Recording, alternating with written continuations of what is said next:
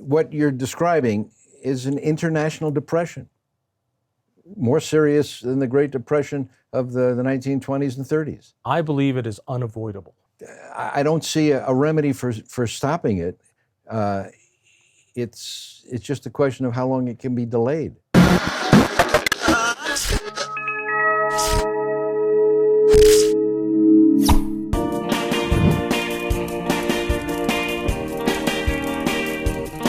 So just how has Colorado changed in the last few decades? We're going to find out with Mike Rosen. But first, subscribe and like our channel. Click on that little bell icon for notifications and find Devil's Advocate podcast on your favorite platform. So, Mr. Rosen, Mr. Radio. Hello, John. Hello. When did you get here to Colorado? Did you say just a moment ago the last few decades? Last few decades. 53 years ago, I came to Colorado in 1971 from New York City. Where in New York City? Well, I grew up in Brooklyn, New York. All right. Now, even though you were a Brooklyn guy, Yeah. you were a Yankees fan. Yes, I was. Did that make you an outcast? No.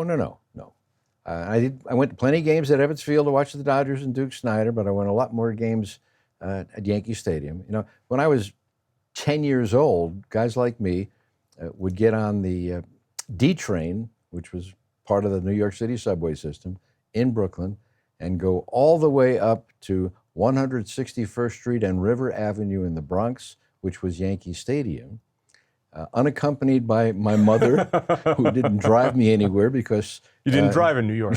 she never had a driver's license, but you just did it on your own. I remember going to Dodger games. You wouldn't remember this. There was a brand of ice cream. It was a New York brand of ice cream, and they had cups, and there's a little circular thing that came out, and if you presented that at Ebbets Field to a Dodger game, a bleacher seat that would usually cost 75 cents was only 25 cents. And that's how expensive it was to get into a baseball game. But I digress. My father grew up in the Bronx, fourth floor walk up, very similar, also as a Yankees fan. And he said there was some sort of like police charitable thing that on the bad games, they would give the kids free tickets. So he did the same thing, but he must have been in the worst part of town because the cops would give out, here, get off the street and go to a game. Yeah, well, I was a Yankee fan because I wasn't Michael growing up. I was Mickey. And there was another Mickey in New York with the number 7 on his back, Mickey Mantle, who, of course, was my sports idol for years and years and years. And you ended up meeting him. We became friends, you bet. Had him on the air several times. When the Rockies played their first game on the road at Shea Stadium in New York against the Mets, KOA sent me out there to do my show from New York for 3 days. And actually, I remember listening to you then. Yeah. Yeah. The day between the first and second game was an open day, and I did my show from Mickey Mantle's restaurant at the Plaza Hotel in Manhattan, right across from the Trump Tower, which hadn't been built yet, but would later be built from it on 57th Street.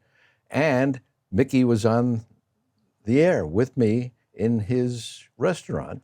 I also had Mayor Ed Koch on the show and some other New York luminaries. So that was all the dividends of being in radio. We need to get to politics. Yeah, but before that, baseball cards? Yes, baseball cards. Yes. So I played poker with a guy whose mother threw away all of his baseball cards, of course. He had 2 rookie cards from Mickey Mantle that are apparently worth today $1.6 million That's about each. right. Yeah. Mm-hmm. Yeah. Your mother do the same to you? No, she wasn't into baseball cards. But I did. No. Did she throw them away? This guy came home from college and they were gone. I never had a massive collection of baseball cards. Yeah. You wouldn't have had to work. I know, I understand. You know, baseball cards were the Bitcoin of their day. It's like art. It's like having a Michelangelo or something like that. Why did you come to Colorado in 1970? It was the same time that my father brought 4 kids and a dog and bought a house he didn't see and left everything he knew in the New York City area and came out to Colorado. What made you want to come out here? Let's see. I was born in 1944. I grew up in Brooklyn. As time went by and I became more mature and older and got a job in New York and went to college, of course, in New York after high school, I liked it less and less. The weather, the traffic, a lot of the people, the politics of it. I started college at 16. I graduated high school when I was 16. Well, What kind of overachiever are you? They had something called the SP in middle school. If you took an IQ test, and if you had a high enough IQ test, you could do 7, 8, and 9 in 2 years instead of 3, which is why I was only 16 when I graduated. My parents couldn't afford to send me to an out-of-town college. The New York City higher education system had 5 colleges like Brooklyn College and Queens College and Hunter College, CCNY. You went tuition free. And in my case, I took the test and got into Hunter College in the Bronx. And that was fine with my folks because they couldn't afford to send me out of town. And I started college at the age of 16. It took me about an hour and 40 minutes to get from my parents' house in Brooklyn, with whom I was still living, by subway and bus to the campus of Hunter College in the Bronx, on which, in 1961, I was the only non-communist. That included the entire student body and faculty. And I'm only exaggerating a little bit when I say that. Hey, I went to CU Boulder, so okay, you understand. I understand. I hated it. I hated being there. I hated the classes. I hated so many of my fellow left-wing students. I didn't like the subway commute. And I'm still living at home with my mommy and daddy instead of going to an out-of-town college. So I was in and out of college for several years, never opened up a book. I was cutting off my nose to spite my face. My intellect was able to get me through well enough to have a 2.5 GPA, grade point average. And finally, I said, this is enough, I'm out. Now, this was during the 1960s, while the war in Vietnam was growing. And when I dropped out of college in 1965, it didn't take very long for me to get my draft notice, which I knew would come, obviously. Wait a minute, I want to clarify this. Yeah. Knowing that if you quit college, lose my deferment. Yeah, you'd get drafted. Yes. You still quit college. Yeah, and I might have joined the Army, but if you joined, it was 3 years, and if you got drafted, it was only 2. And I wasn't anti-war, incidentally. But I needed a change in my life, and I was just waiting for that to happen. But aren't you anti-getting killed? I'm not going to volunteer to get killed, but you don't join to get killed. You join to survive, but that is an element of risk. I took basic training in Fort Gordon, Georgia, and then they sent me to missile school in Fort Bliss, Texas, to work on a Hawk missile cruise site. Hawk missiles were anti-aircraft missiles, not nuclear missiles. Actually, I adjusted very well to the Army. And looking back, it's one of the best things that ever happened because I matured in the Army. But very shortly into my Army career in Munich, just north of Munich, Germany, in a little town called Landshut. We were on a German base, by the way, or should I say post, because there's a synergism. These were both, the U.S. and Germany were NATO allies in this. This was a NATO operation. Our job was to shoot down Russian MiGs from Czechoslovakia flying west right over our missile site in Landshut. So we just had a few hundred Americans on a big German Panzer base, tank base. And my first sergeant, you understand a first sergeant, missile, actually it's called a battery, missile battery. He after I met him a couple of times, fortunately he took a look at my file and saw 152 IQ, and he needed somebody in the office. So he asked me if I'd like an office job down at company battery headquarters, not up on the hill where the missile site was. And it can get kind of cold in Germany in the winter. So I took that job. I did very, very well. I became almost essential, doing a lot of things that my smarts enabled me to do. And how did that get you out to Colorado? Well, okay, we're getting there very quickly. I should note that the 2-year stint I did, as it would come to an end, would leave me to do what I want to do for the rest of my life, except I didn't know what I wanted to be back then. When I was in Fort Bliss, Texas, at missile school, there were 102 guys in my class. We were there for 2 months learning how to do Hawk missiles. 100 of them went to Vietnam, 2 went to Germany. I was one of the 2 that went to Germany. So that was just pure luck of the draw, but it worked out that way. And when I got out of the Army, I went back to New York. I moved back in with my parents. I worked for a while in New York, and then I decided I was going to go back to college and take advantage of my GI Bill benefits. And I didn't want to stay in New York any longer. And I wasn't exactly a prime prospect for college with my wonderful 2.5 GPA. Leafing through the New York Times one day, I ran across in the classified section. You remember when newspapers had classified sections? Oh, I remember it well, yes. A tiny little ad saying that the dean of admissions for the University of Denver had a hotel room, and if you were interested in perhaps applying for admission to the University of Denver, you could meet with him. I did. Sat down. We had a great first impression on both sides. He liked the fact that I was a veteran and I was taking care of going to come back on the GI Bill. My high school transcript was pretty good. And what he was able to offer me was admission to the business school at DU in Colorado. Incidentally, I was a skier in New York. I also skied in Germany when I was in the Army. Is there such a thing as a skier in New York? Well, you go up to Vermont or you go to Massachusetts. You can go to Stowe and things like that in Vermont. Getting out of New York struck me as good. I liked the idea of going to Colorado, just the environment. Colorado was a lot different then than it is today. And when was that? This was in 1971. 1971. And the deal was I'd be on probation for my first quarter. They have a quarter system at DU, not a semester system. All right. And I had an office romance at the time. Nancy. Right. She worked in another office in General Cable Corporation where I was working. Wire and cable company, not a TV cable company.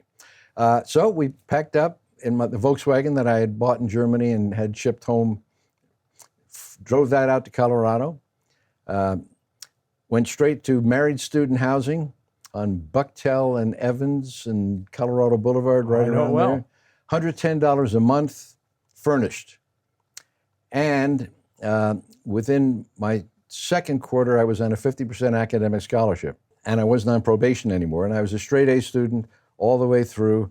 So I finished up my undergraduate, taking with me some of my transfer credits, and got my MBA all in just under 3 years. All right. Switching that to politics. Mm-hmm.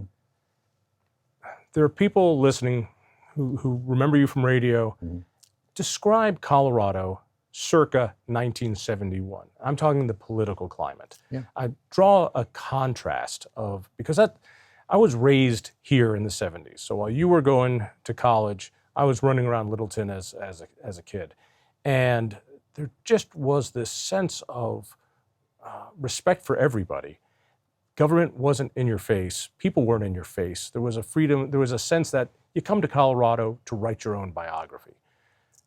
How do you describe politically Colorado 1970s? I was always interested in politics. When I was in the Army, I read National Review magazine, if you can believe it. In its infancy. That's what made you the success with the ladies in college. We had a 2/3 majority of Republicans in each house of the state legislature. John Love was governor. Every statewide office was a Republican. John Love, of course, a Republican. Denver really was a kind of a small town back then. It was little d. The Denver metro area didn't dominate population-wise the entire state the way it does now. Rural Colorado had a lot more say in public policy back then. That's all changed now. My father remembers coming out to Colorado and moving here, and he would park across the street from Stapleton International Airport and just walk into the airport. There was nothing, coming from New York, the idea of just parking. And he said once he was on a sales call or something, knocked on the governor's door in the Capitol, and it's like, oh yeah, come on in, we can talk for a few minutes. Just a whole different world back then. What changed? All right, so that's 50 years ago. What changed in those 50 years? The people changed. The nation changed. The Gang of Four came about. You remember, except for Bill Owens, who served 8 years as governor, we've had nothing but Democrat governors for as far back as the eye can see. Yeah. Dick Lamb, who was a very different type of Democrat compared to our governor today. I had Dick Lamb on my radio show as a guest in 1988, I suppose. I had every governor and every mayor of Denver on for all those years I did radio. And Dick Lamb was certainly on a Bernie Sanders kind of a Democrat. He was an amazing guy. He was elected because he was opposed to the Olympics. Right. Remember that? We were going to host it here. He headed up the opposition to the Olympics, and we didn't have the Olympics, and he and I became very good friends.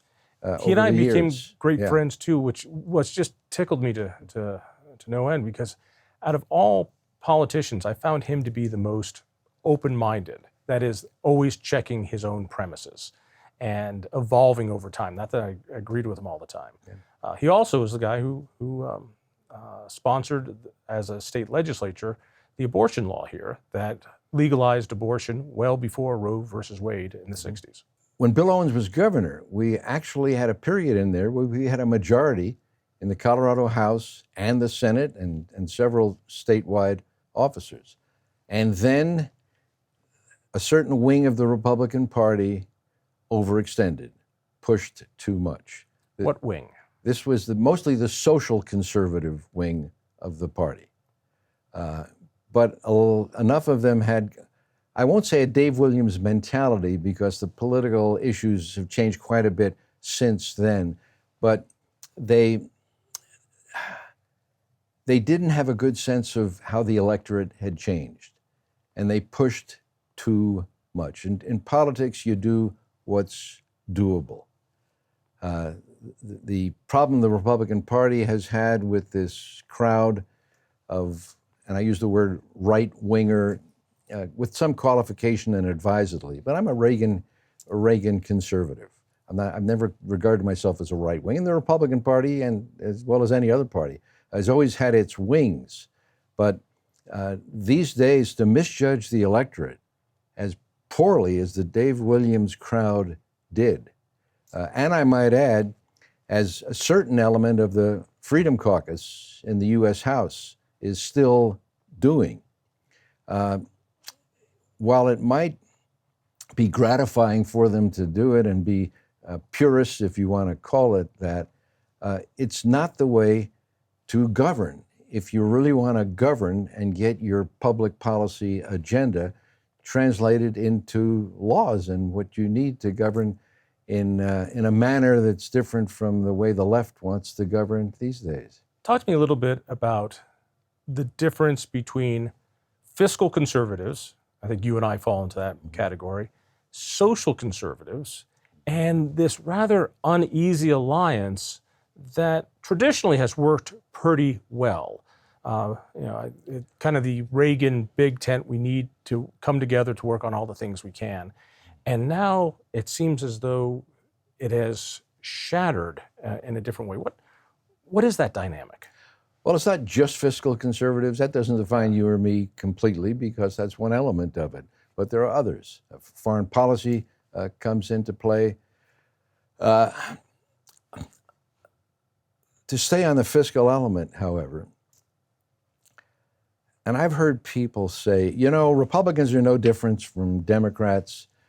The national debt keeps growing. Federal spending keeps growing. We still have all of these deficits.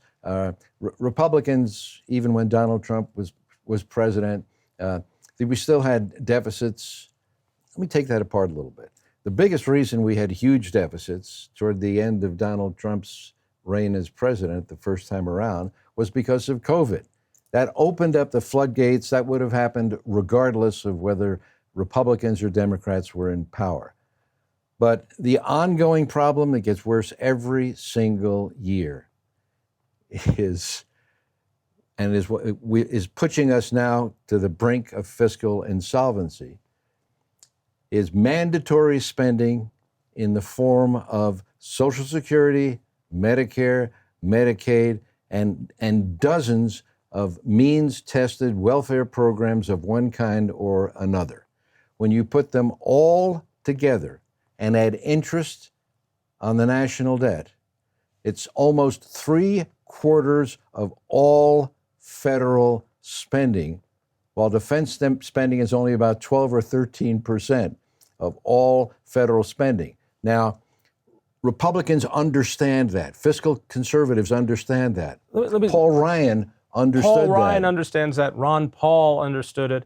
But that being said, George W. was a fiscally irresponsible president. He was not an economic guy. The growth in spending and earmarks exploded. And then when the next guy got in, it went crazy. And even before COVID, it's not like Trump was a fiscal hawk, but he set the bar up for what's going on now.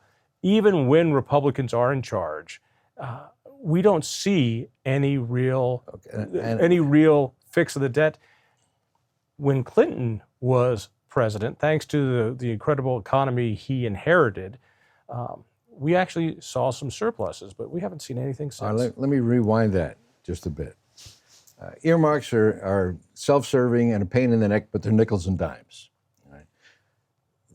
The elephant in the room is Social Security, Medicare, Medicaid, and all kinds of these other programs. The point I was about to make was Republicans who understand that would like to do something about it, like Paul Ryan. Democrats don't want to do anything about that. As a matter of fact, they want to expand it. And the reason Republicans on their own, even if they had the House, the Senate, and the presidency, can't stop this behemoth is because it's on automatic pilot. The biggest share of the federal government doesn't need a new congressional appropriation every year. Social Security, Medicare, and Medicaid are in the mandatory spending category. It can't be, if everybody in Congress were to die, we'd continue to keep spending on that. And it is, I'm sorry to say, irreversible because the public wants it. Can you imagine a Republican president campaigning on, I'm going to really make a dent in spending on Social Security, Medicare, and Medicaid? Now, there is a solution to this, but it requires discipline. You don't have to cut any of those programs, and you can't possibly cut any of those programs. But you can engage in some reforms that reduce the rate of growth of those programs so that they grow at a smaller rate than the economy, and then those programs would take a diminishing percentage of gross domestic product. That's the only way we can come up with a partial remedy. And if we don't, we're going to go broke within 10 years. What I just heard was Michael Rosen wants to throw little old ladies out of their nursing homes and make sure that kids starve. You remember when the Democrats ran the ad pushing Paul Ryan over a cliff, right? That kind of demagoguery, when practiced by politicians, is expected. But when the dominant liberal media pushes that narrative, you can understand why it's so difficult to reverse this. When Social Security goes broke, it's never going to go completely broke. And as you know, there is no trust fund. It's an accounting entity. And that accounting entity earns interest every year, which is part of Social Security spending. What will happen, and the Supreme Court has already ruled on this, there is no guarantee anybody who's put money into Social Security their whole life, there's no guarantee that you must receive benefits. When the cash flow won't allow it, Social Security will have to be, everybody's check will be some percentage less than what they've already been getting. It's a negative savings account. It has been a positive savings account for so many people who were early on in Social Security who got so much more than they ever put in. But at some point, it goes the opposite way. And we're at that point. The only reason it looks like, from an accounting standpoint, Social Security is still generating more revenues than spending going out is because calculated into the Social Security revenue stream is interest on the national debt.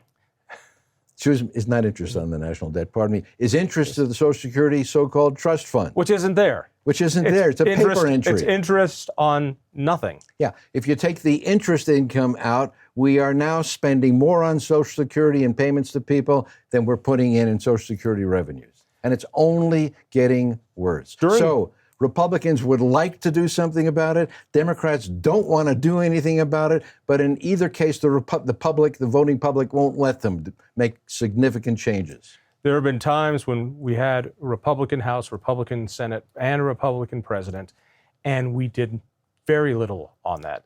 For the reason I just explained. All right, so World War II, we're in crisis. National debt goes to 100% of GDP. 110%. Yeah, insane amount. We are now close to that again during peacetime. Yeah, we're there. Yeah, we're there. And so here's my, if the national debt is 100% and we're paying 3% interest on that national debt, we are now spending more on servicing debt than we are spending on defense. Yes, correct. And what scares me even more is that we are spending more on the interest for that debt than GDP growth. So if we have GDP growth at 1.5%, 2%, but our interest that we're paying on is 3% of GDP, when does it explode, and what does it look like? You've just described the path to fiscal insolvency, and we are on that path. The Congressional Budget Office, that has never been a source of conservative, Reagan-esque supply-side economic thinking, projects that in 2040 or something like that, which is only 60 years from now, the gross federal debt. Right. You know the difference between the net federal debt and the gross federal debt includes all the money that the government trust funds owe to various government enterprises, will approach 250% of gross domestic product. We'll never get to 250% of gross domestic product because we will be insolvent long before then. 3%, you say, interest? In order to sell our Treasury junk bonds, which they would be at the time, we'd be paying 8, 10, 12, 15, 20%. All right, let me throw this curve at you then. Yeah. As depressing as the American financial situation is long term, we're still the prettiest girl at the prom. When you look at other nations and other places, other nations are going to have ruined economies before us for the same reason, just even more so. Is there a nation out there that you think is doing it right? A big nation? A big nation, yes. I can't not some small island someplace. Yeah, even the Scandinavian countries, Norway, Denmark, those are like neighborhoods. The population of Norway and Denmark is less than the population of, right around the population of Brooklyn. Right. Brooklyn's about 3.5 million people. New York City metro area is about 20 million people. What you're describing is an international depression, more serious than the Great Depression of the 1920s and 30s. I believe it is unavoidable. Well, when I said... Do you agree? I don't see a remedy for stopping it. It's just a question of how long it can be delayed. We don't want it delayed. The sooner it comes, the easier it will be to handle. The bigger hole we put ourselves in, the worse it's going to. At some point, this blows up, and when it blows up, it's going to be fast, and people won't know it. I don't know if it's going to happen in 2 years or 20 years, but I can't see it not happening in the next couple of decades. And how are you? Just no, let me ask you, do you agree or disagree? I agree with your diagnosis, yes. A doomsday diagnosis. I do, and I don't know when it's going to happen. You remember Weimar Republic, Germany? Not personally, but yes. Okay. This was after the First World War. Germany lost, and the winning powers inflicted on Germany huge reparation requirements. And it tanked their economy so much so, inflation was so high, the iconic demonstration of it was when someone had to have a wheelbarrow filled with Deutschmarks in order to buy a loaf of bread. Is that some kind of an exaggerated editorial cartoon? It was close enough to that reality to be a fact. And then the German currency collapsed. And then that led us into World War II with Hitler. After the Second World War, by the way, the Germans also came up with a new currency. And thanks to the Marshall Plan and everything that the United States did to bail out the European economies, who had been destroyed because of the damage to their infrastructure, which incidentally gave the United States a wonderful export position. Things righted themselves, but look what we had to go through to get there. World War. Yeah, I have no concept of what the dystopian future would be if the United States were to go through that kind of a fiscal crash. It would take down the entire international economy. That said, you also say there's no way to avoid that crash. Well, unless we have some kind of a reversal of the public mentality on what the limitations of government are. You and I believe in limited government. Our founders believe in limited government. Republicans really believe in limited government philosophically. The Democrats believe in unlimited government. And 4 more years of that, whether it's Biden reelected or any other Democrat reelected with a Democrat majority in the House and Senate, they are hell-bent on taking this social justice utopian delusion they have, and take the country down with it. The monetary situation is a federal issue. Colorado cannot go into debt. We can do bonds, we can do that, but we cannot make up our own currency. We can't make it up out of thin air. No. All this really comes from easy money, and when we got off the gold standard, which took 70 years to do or 50 years to do. And so now we just have unlimited paper money. And to limit it is pain. To unlimit it is lovely. Good times happen. Wall Street goes up. Your stocks go up because the valuation goes up. Everyone is happy until they're not. The stocks go up until they go down. Until they bottom out. All right. Speaking of the election, right now as we record this, Biden is still the nominee. How do you vote? How do I vote? For president this year? I vote for Republican. You understand my argument about Party Trump's person. I've been explaining it for years. Even if that person is that awful. You put too much attention to who the president is. It's certainly an important position. However, there are so many more things involved. A president will be gridlocked on anything having to do with appropriations and things that cost money if he's got an opposing majority in both houses of Congress. Gridlock might be better than the Democrat monopoly, but it's still gridlock. When you vote for a president, you also vote for everything associated with the executive branch. You vote, for example, for who's going to be cabinet level staff for the president. You're voting on who's going to drive the process of nominating members to the Supreme Court and filling the federal courts. You're talking about 5,000 Schedule C and other non-civil service appointments that presidents make. You're talking about the various commissions that presidents populate. You're talking about the National Labor Relations Board and things like that. All of this comes with a party, its agenda, and its philosophy, and its coalition, its electoral coalition, and that coalition will be served.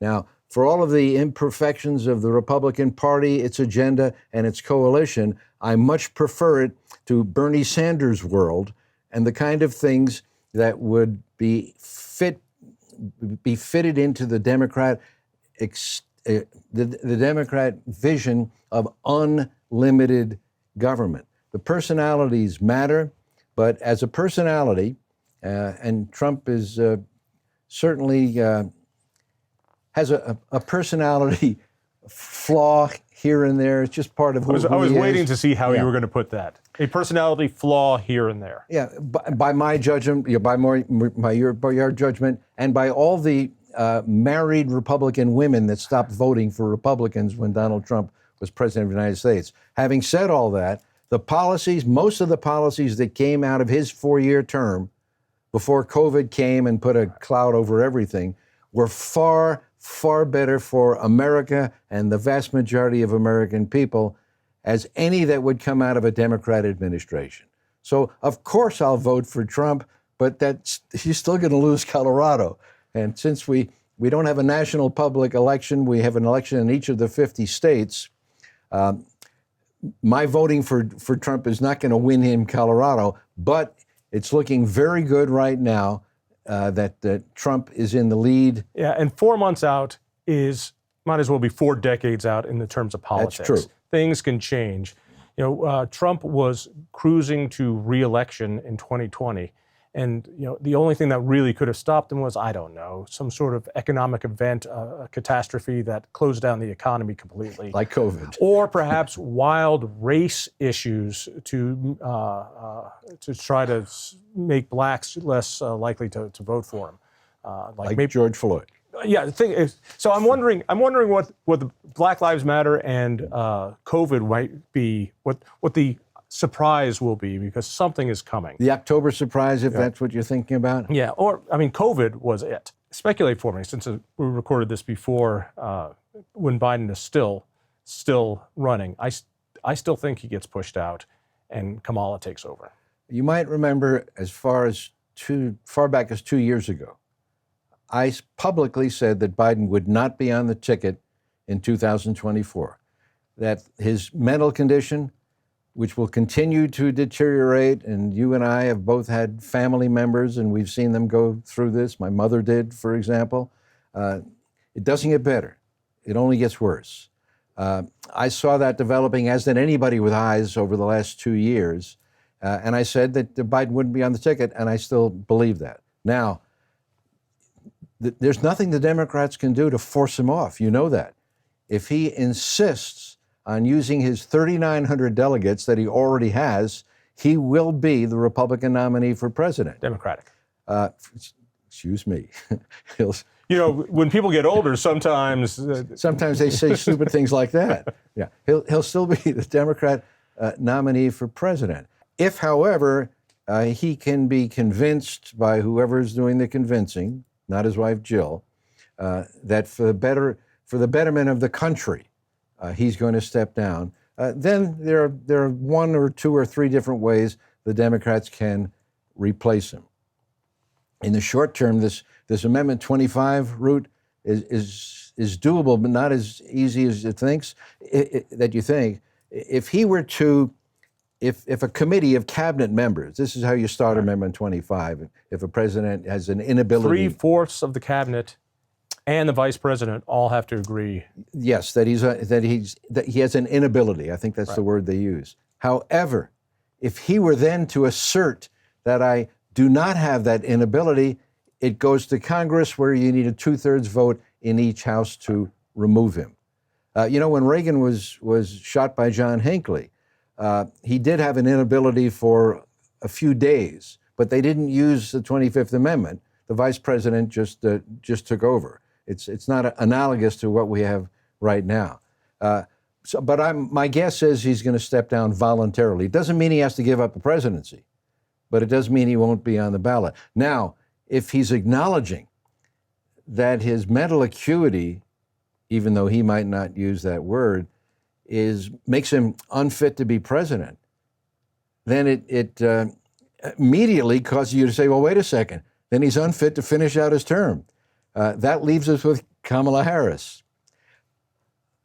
I think I'd almost rather have I know what's coming. a senile Joe Biden and the people on his staff who are running him than Kamala Harris. Although, if Kamala Harris succeeds him, I think the people on Joe Biden's staff who are running Joe Biden would be running her. The 25th Amendment was created after Kennedy was shot. Right. I think it was really made for what happens if a president is comatose, if he's in a coma, if what do we do in that situation? Yes. Let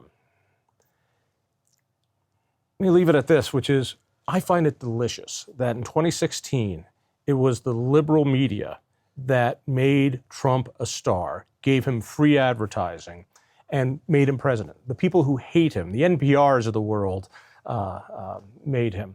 This time around, the people who say democracy is on the line, we need to save democracy from Donald Trump. One tried to put him in jail instead of having the people vote on whether they want him or not. And so we're going to do this lawfare on them. And by the way, we're going to hide how fragile and incompetent our current president is. Mm-hmm. And now that those two bubbles have been burst, the media and the left and Democrats could have been working on convincing people to vote against Trump and convincing Biden not to run again. But they have created another system that could bring Trump into office. Trump's enemies, again, are pushing him into office. You started that with how positive they were about Trump and getting him the Republican nomination back in 2016.